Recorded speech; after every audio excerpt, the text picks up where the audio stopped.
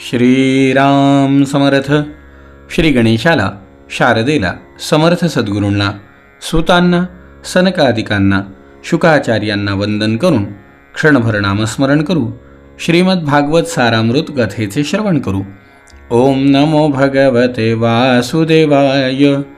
ओम नमो भगवते वासुदेवाय.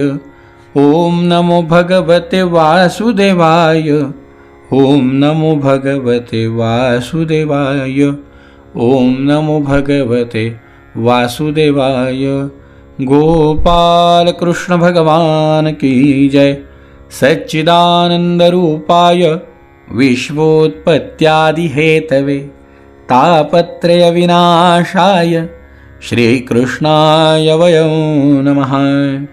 श्रोते हो नमस्कार. शुकाचार्य म्हणतात, राजा युधिष्ठिराने देवर्षी नारदांना प्रश्न विचारला.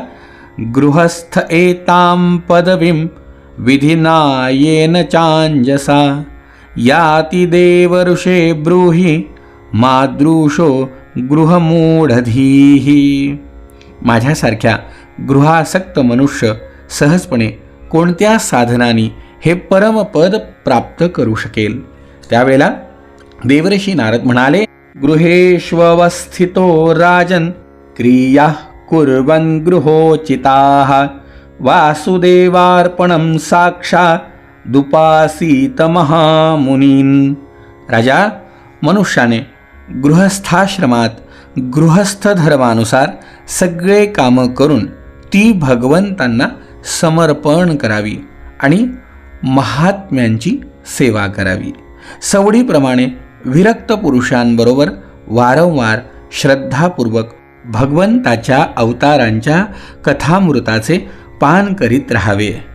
जसा स्वप्नातून जागा झालेला मनुष्य स्वप्नातल्या गोष्टींशी आसक्त राहत नाही, तसंच सत्संगाने जशी जशी बुद्धी शुद्ध होत जाईल तशी तशी आपोआप सुटणाऱ्या शरीर, स्त्री, पुत्र यांविषयीची आसक्ती आपण होऊन कमी होत जाईल.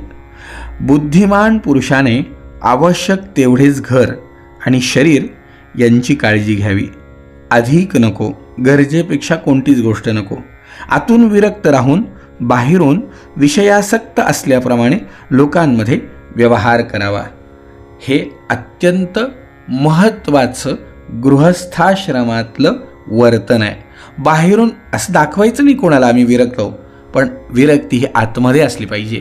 आणि मंडळी, असे महापुरुष समाजामध्ये नक्कीच असतात की जे आत विरक्त असतात पण बाहेरून दाखवत नाही, आणि बाहेरून जे विरक्त आहे असं दाखवतात ते आतून विरक्त असतील अजिबात नाही. एक लक्षात ठेवा, ज्ञातय पितरो पुत्रा भ्रातर सुहृदो परे यद्वदन्ति यदिच्छन्ति चानुमोदेत निर्ममः. बुद्धिमान पुरुषाने आई वडील, बंधू बांधव, पुत्रमित्र आणि दुसरे जे काही म्हणतील किंवा जे काही इच्छितील त्याला आतून ममता न ठेवता बाहेरून होकार द्यावा. बुद्धिमान पुरुषाने जे काही प्राप्त होईल ते भगवंतांनी दिले आहे असं समजून प्रारब्धानुसार त्याचा भोग घ्यावा आणि उरलेल्याचा सत्कृत्यात उपयोग करावा. म्हणजे दिलंय, देवाने जर दिलं तर ते घ्यायचं नाही असं नाही. गृहस्थाश्रमामध्ये घ्यावं तर लागणार आहे, पण जे मिळालंय ते सदुपयोगी लावण्याचा प्रयत्न करावा. जेवढ्यावर भूक भागेल तेवढ्यावरच मनुष्याचा खरा अधिकार आहे. राजा, यापेक्षा अधिक संपत्ती जो आपली आहे असं म्हणतो तो चोर आहे, तो शिक्षेला पात्र ठरतो. तुला एक सांगू का? त्रिवर्गम नातिकृच्छेण भजेद गृहमेध्यपी यथा देशम यथा कालम यावद्दैवोपपादितम. आपल्याकडच्या सर्व सामग्रीवरती गृहस्थाश्रमी मनुष्याने सुद्धा धर्म, अर्थ आणि काम यांच्यासाठी फार कष्ट करू नये, परंतु देश, काल आणि प्रारब्धानुसार जे काही मिळेल त्यामध्ये संतुष्ट राहण्याचा प्रयत्न करावा. एक सगळ्यात महत्त्वाची गोष्ट आहे की राजा, प्रारब्धाने प्राप्त झालेल्या आणि पंचमहायज्ञ इत्यादीतून उरलेल्या अन्नानेच गृहस्थाने आपला उदरनिर्वाह करावा. जो बुद्धिमान पुरुष याशिवाय अन्य कोणत्याही वस्तूमध्ये माझेपण ठेवीत नाही त्याला संत पद प्राप्त होतं. युधिष्ठिरा, देवान् ऋषीन्द्रुभूतानि पितॄणात्मानमन्वहं स्ववृत्त्यागतवित्तेन यजेत पुरुषं पृथक. आपल्या वर्णाश्रमानुसार असलेल्या व्यवसायाने मिळालेल्या सामग्रीने दररोज देव, ऋषी, मनुष्य, भूत, पितृगण आणि आपल्या आत्म्याचं पूजन करावं. एकाच परमेश्वराची वेगवेगळ्या रूपातली ही आराधना आहे. परमात्मा एकच आहे. त्याची देवाच्या रूपाने, ऋषींच्या रूपाने, मनुष्याच्या रूपाने, पितृगणांच्या रूपाने आणि आत्म्याच्या रूपाने त्याची पूजा केली पाहिजे. जर आपला अधिकार इत्यादी आणि यज्ञासाठी आवश्यक सर्व वस्तू प्राप्त झाल्या तर मोठे मोठे यज्ञ किंवा अग्निहोत्र इत्यादी करून भगवंताची आराधना करावी. म्हणजे समजा आता आपल्याकडचं द्रव्य उरलंच आहे, आपण सगळं यथासांग करून पण आपल्याजवळ द्रव्य आहे, तर अशा वेळेला काही आपल्याकडनं आणखीन विशेष कार्य होऊ शकतं का याचा विचार केला पाहिजे.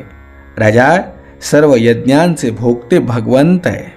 राजा, कुर्यादापरपक्षीयं मासी प्रौष्ठपदे द्विजः श्राद्धं पित्रोर्यथा वित्तं तद्बंधूनांच वित्तवान.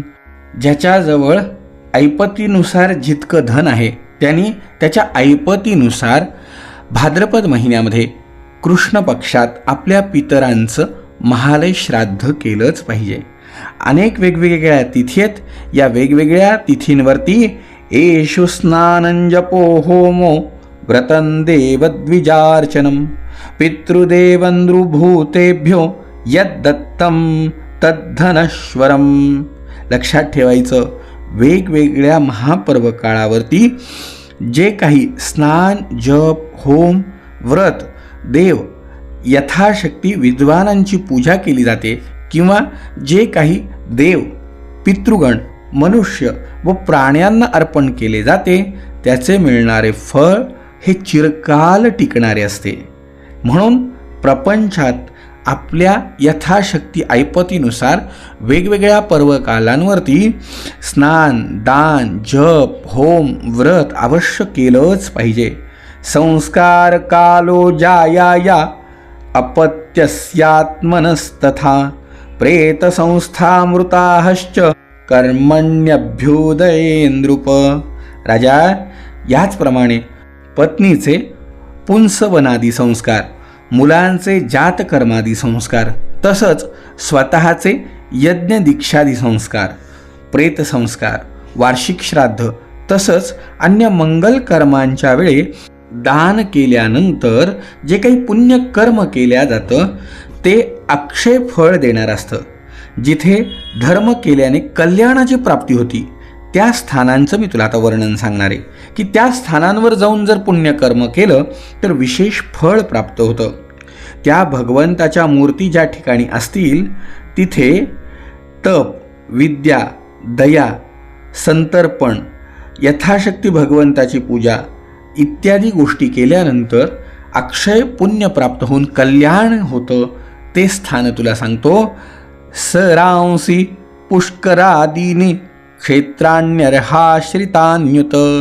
पुष्कर, सिद्धपुरुषांनी आश्रय केलेले क्षेत्र, कुरुक्षेत्र, प्रयाग, गया, पुलहाश्रम, नैमिषारण्य, फाल्गुन क्षेत्र म्हणजे कन्याकुमारी, सेतुबंध, प्रभास, द्वारका, काशी, मथुरा, पंपा सरोवर, बद्रिकाश्रम, अलंकनंदा, भगवान सीतारामांचे आश्रम, महेंद्र, मलय, अनेक कुलपर्वत, तसंच जिथे जिथे भगवंताच्या स्थिर प्रतिमांचं पूजन होतं ते सर्व देश अत्यंत पवित्र आहेत. नारायणाश्रमो नंदा सीतारामाश्रमादयः सर्वे कुलाचला राजन् महेंद्रमलयादयः एते पुण्यतमा देशा हरेर्चर्याश्रिताश्चये.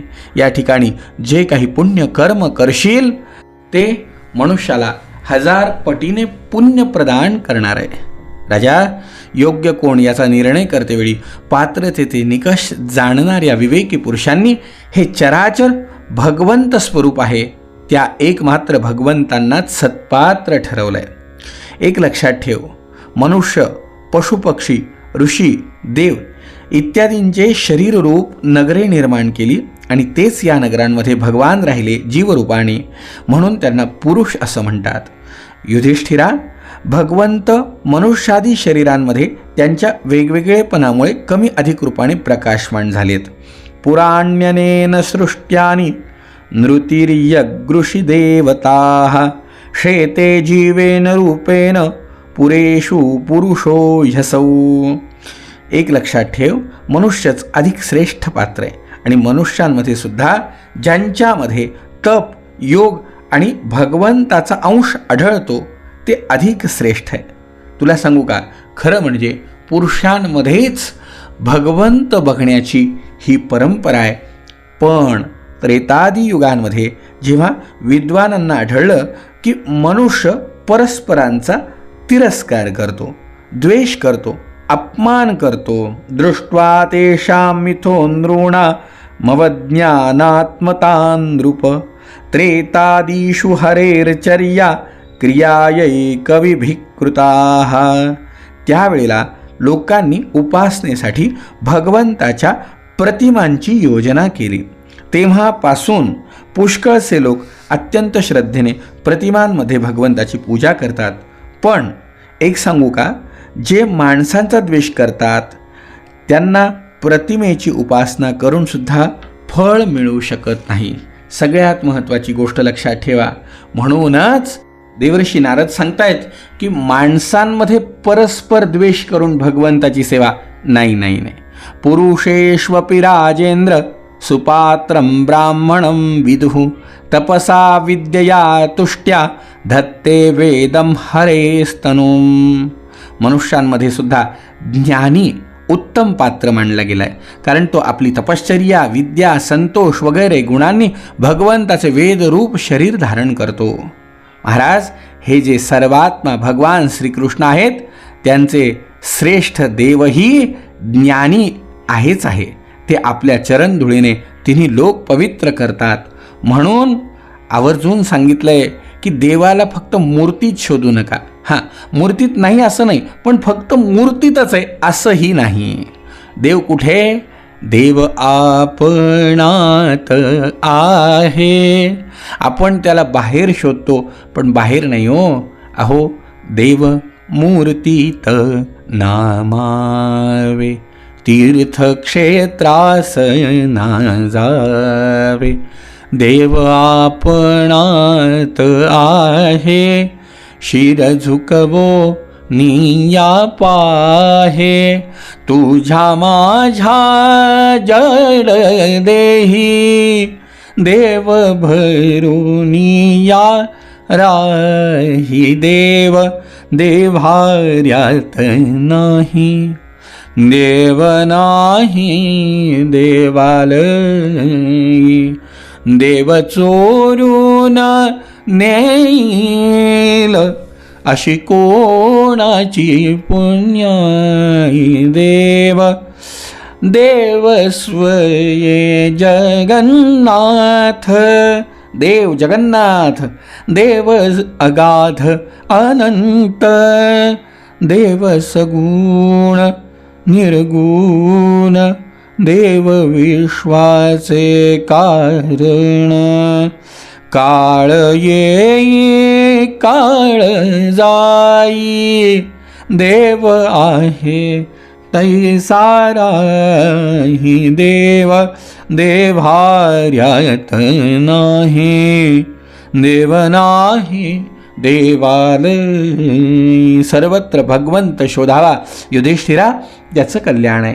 अशा प्रकारे उत्तम धर्माचं निरूपण युधिष्ठिराला देवर्षी नारदांनी सांगितलं. राजा, जो मनुष्य या उत्तम गृहस्थाश्रमामध्ये भगवंताच्या अनेक रूपांची सेवा उत्तम प्रकारे करतो आणि हे करून सुद्धा असोनी नसावे नसोनी असावे या युक्तीप्रमाणे गृहस्थाश्रमामध्ये राहतो त्याला भगवत प्राप्ती झाल्याशिवाय राहत नाही राजा. अशा प्रकारे उत्तम गृहस्थाश्रम करावा.